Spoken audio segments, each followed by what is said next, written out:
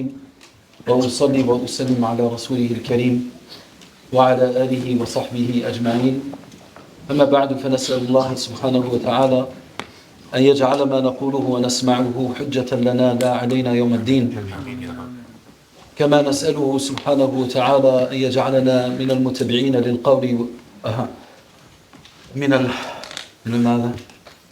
المستمعين للقول والمتبعين أحسنه إنه ولي ذلك والقادر عليه. The beginning of Shaykh was very emotional, as you have seen, and I think the more you look at the current situation through the lens of knowledge, the more your heart is scattered into 1,000 pieces, because you know the value of this ummah, you know the difficulty that is yet to come, not wanting to lead you to despair, but rather for you to see things clearly. You do not have to weigh success of people on the scale of material things. You don't have to weigh the success and value of people on what they are going through. You weigh people on the scales of how they go through things that they are going through. And these people are going through things with Allah. And that's why من عرف الله فلم تغنيه معرفة الله فذاك الشقي ما يفعل المرء بعز الغنى والعز كل العز للمتقين. The one who knows Allah and does not think that Allah suffices him, he's the miserable. What will a man do with honor now of might and power when all the might and power belongs to Allah? And this is why Umar ibn Abdul Aziz wrote to one of his people, أما بعد فإن كان الله معك. If Allah is with you, then with you is a guide that will never go astray. With you is a helper that will never leave you or give up on you. So this is why, barakallahu fikum, when I look at this, it's very difficult for me to speak. I would prefer not to speak. Because I was an atheist before. I was brought up as an atheist. And then people would play songs when my grandparent would be buried. I was an atheist, right? So they play songs. Sad songs, they make you sad, they make you cry, then you go and you eat some cake while your grandfather is being burned. That's the way it works. And subhanAllah, whenever these songs are played, you feel sad. And today for me, not comparing the one to the other, but these songs that I was hearing now, if it would have been a week ago, they would have made me happy. Allah. And now I felt grief in it, even though the words were beautiful, because they are connected to something that goes beyond words. We cannot describe what's going on. Like for me, we know that the Prophet ﷺ is shown our deeds every Thursday. A hadith that was authenticated by Ibn Salah, by many other muhaddithin. I'm just mentioning one. And you know that He will be looking at what we are doing and how we are responding. He said, if it is bad, I ask Allah to forgive you. And if it is good, then I praise Allah. Would you like to be shown to the Prophet ﷺ now in a state where he has to beg Allah to forgive you? This is what we have to know. The Prophet ﷺ passed on the amana of the ummah to the people that came after him. And we now, what are we doing with this amana? And don't get me wrong, we are limited in what we can do. But the Prophet ﷺ, in the Mu'jam of Imam al-Tabarani, he said, إِنَّمَا يَنْصُرُ اللَّهُ هَذِهِ الْأُمَّةِ بِضَعِيفِهَا. Allah will give victory to this ummah through the weaker ones, through the oppressed ones. بِدُعَائِهِمْ وَإِخْلَاصِهِمْ وَصَلَاتِهِمْ. By means of their dua, by means of their ikhlas, by means of their salah. If you now fall short in one of these three, stop talking about Palestine. I'm serious. If you can't wake up in the last third of the night to make dua, you can't battle your sleep, stop talking. Because that's the time where things happen. In the last third of the night. وَقَدْ رَوَى الثِّقَاتُ عَنْ خَيْرِ الْمَلَى بِأَنَّهُ عَزَّ وَجَلَّ وَعَلَى في ثلث الليل بأمره ينزل يقول هل من تائب فيقبل هل من مسيء طالب للمغفرة يجد كريما قابلا للمعذرة يمن بالخيرات والفضائل ويستر العيب ويعطي السائل. If we miss that moment, we should stop talking. That's what I tell myself. The day that I don't wake up, I'm not an angel, but I just wake up for Fajr, and I didn't make dua for the people of Palestine, wallahi, that day I don't talk. Because then I say, how will I share grief when I'm not really grieving? How will I talk to the people about Palestine and their lives and their subhanallah, their pain, if I can't wake up at night at least an hour before Fajr just making dua? Allah Jalla wa Ala, they are on the front. Don't fear for them. We are waiting for a time where the people of Palestine will walk out of Palestine to share with us what happened of miracles behind these walls. Do you think that they are not living in a world of miracles? Do you think when they shut down the water and Allah poured the rain down upon them at the same moment, is that not the same like Allah Jalla wa Ala mentioning in Surah Al-Ahzab, where He said that He helped you بِجُنُودٍ لَمْ تَرَوْهَا, with an army, with troops that you cannot see. These people have scholars, don't worry. These people have scholars. We say they should have done this, they should have done that. Wouldn't it have been better to do this? What do you know? We get angry just for being in a traffic jam, let alone living there. And we are like people who commentate after a football match, like, well, he was a bit offside, shouldn't he have run to the left side? What do you know about the people of Palestine? We don't know even what's going on, because the one little screen that is the one eye through which we look at the world is treacherous. It is deviant. It is an arm that is being used to deviate the minds of people, to distort the truth. It is not there where you get your information from. What is happening there is worse and better.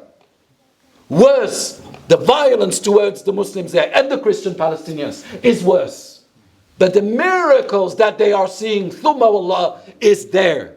And the moment they come away from these walls, we will see their mufassirin, we will see their muhaddithin, their fuqaha, their usuliyin, their qurra, proud like true men. And they come and they share with us what it means to live up to the Quran. Not just to recite the Quran. We recite tajweed, makharij, sifat. But they have the sifat. They have the makhraj, not the makharij. They have both. So when they come, the true men, the true women, the true children, then we will be surprised. We look at them as weak, they're strong. And the reason why Allah gave them that duty is because He knew that the people who are there, they do not need us. لا يضرهم من خذلهم ولا من خالفهم حتى يأتي أمر الله وهم كذلك. The people that betray them, the people that don't help them, the people that leave them, لا يضرهم, because Allah معهم. إن كان الله معك فمن ترجو وإن كان عليك أو إن كان الله معك فمن تخاف وإن كان عليك فمن ترجو. If Allah is against you, in who will you put your hope? And if He's with you, who will you fear? These people are fearless, and that's what makes the world afraid. What is wrong with these little tiny 4-year-old girls kicking against the soldiers' boots and say, get out of my country? And our children are crying for a lollipop. Yes, crying for a lollipop. Crying because today there is no meat and no chicken. Oh, there no meat, no, just beans. That's why Imam al-Ghazali rahimahullah said, train your children and don't always get them what they want. Make them used to less. Not meaning make your children starve. To come back. To come back. If you're going to have a look, I'm waiting for that moment, and that moment will happen. When they come and they share their stories, Ya Allah, not television. Hearts will speak, souls will shine, words will baffle minds. We will be stupefied. We will kiss their foreheads. We will kiss their hands. We will wash their feet, because they are the forehead of this ummah that never bowed for others than Allah Jalla wa Ala subhanahu wa ta'ala. And usually I'm not this emotional, but I have too many emotions inside of me. Usually I don't yell all the time like this, but today it's just too much. It's just too much. You don't know where to go, you don't know what to do, but they do. They have their scholars giving them fatwa, and they trust their scholars, believe me. They have scholars giving fatwa for the women, for the children, for the men. And that's why don't believe what you see. Don't believe what you receive through the one-eyed thing that travels quicker than the wind, exactly like Dajjal. Don't. He will show you fire, it cannot burn you. He will show you water, you cannot drink from it. Television, illusion. That is why at the very beginning they called the television the dream machine. Illusions, fake, nevertheless playing emotions. If you want to know what, anyway, to come back.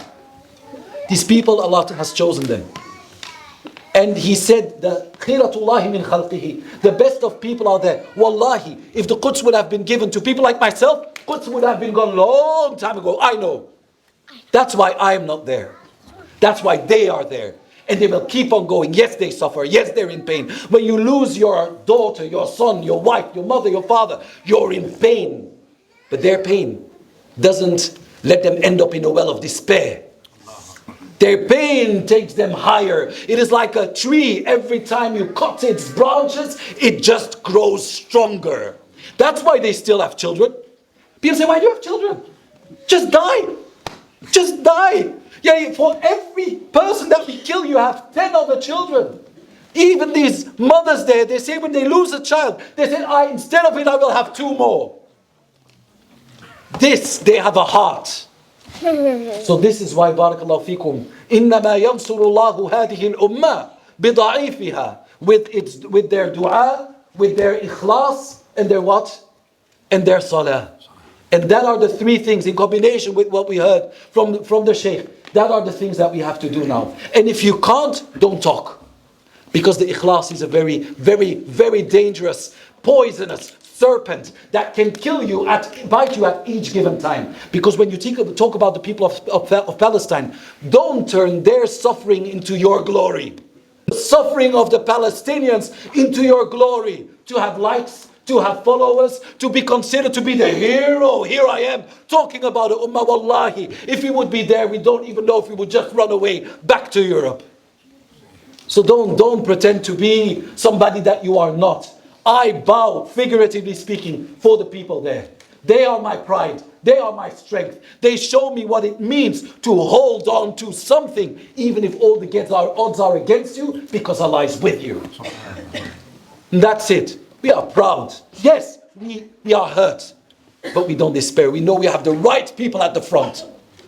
We have the right people in those first rows. They were chosen. So what do? Last thing. The verse is very clear. Where Allah Jalla wa Ala subhanahu wa ta'ala says, it is not for all the mu'minun to go to the front. Naam. فَلَوْلَا نَفَرَ. Yani if only a nafar, and that's a word that is used for troops. Why not an amount of people that remain behind? لِيَتَفَقَّهُ فِي الدِّينِ. So either you have the people that are in the front, or either you have people that are studying the deen. Only 2. In times of calamity, those who defend the body and those who defend the ruh. Those who defend the body and those who defend the aql. Those who defend the body and those who defend the Islam and Iman at an intellectual level. وَجَاهِدُهُمْ بِهِ جِهَادًا كَبِيرًا. The Quran. وَجَاهِدُهُمْ بِهِ. Yani, fight them, figuratively speaking, with the Quran. So either you are there, which we are not, and I'm not telling you to do that, but we are here. لِيَتَفَقَّهُ فِي الدِّينِ. So that they could admonish the people when they return. So now we have only 2 things. There's no third. We have the people there defending not just Muslims. Don't forget that. Palestinians are Christians too. We are not for the Palestinian case solely because they are Muslims. Because it is inhumane what is happening to them. It is a human thing. It's not just, if it were not Muslims, if it were Christian Africans, I wouldn't care. I would care as much. A life is a life. So that's why you have 2. The people there, and you have the people here. What do the people do here? لِيَتَفَقَّهُ. Your only thing now is fiqh bid-din. You study your fiqh, your aqidah, your tasawwuf. These 3 things, you practice it. And you protect the souls of the children here. The minds, the impressions, the morals, the values, the standards. Yes, we are worried there, but wallahi we are worried here, and I finish on this note. When their bodies die, their bodies are bombarded. Here, our hearts are bombarded. There with phosphor, here with doubts. They are tested in their dunya, we are tested in our deen. When they die, they are for Jannah. When we die, we don't know. We are tested too. Don't forget that. We are tested and we have a responsibility here. I don't fear for them. Wallahi, I don't. Because like Shaykhna and the Shaykh, we look through the lens of Kitab and Sunnah. We know that what is happening now is like contractions. The closer you come to a birth, the harder the contractions will be. And this is now very hard. That means that a new story, a new narrative is about to be given life to. That is what we believe. إِذَا ضَاقَ الْأَمْرِ اتَّسَعَ. When things become difficult, then after that they will become, although it's a qaida usuliyya fiqhiyya, but when things become more difficult, إِنَّ مَعَ الْعُسْرِ يُسْرًا. So this is why, barakallahu fikum, don't despair. You are in pain, but that gives you courage. It doesn't give you like, oh, I don't know what to do, what am I doing? SubhanAllah, that's not being a man. No aggression, not verbal, not physical. We are focused on these ones here. Their deen, their hearts, their spirits, their fiqh, their tasawwuf, their aqidah, and then bi'idhnillahi azza wa jal, everything will be fine. We just have to do what we can do, and they will do what they do, and they do it better than we would. وَأُصَلِّي وَأُسَلِّمْ عَلَى رَسُولِهِ الْكَرِيمِ وَعَلَى آلِهِ وَصَحْبِهِ أَجْمَعِينَ.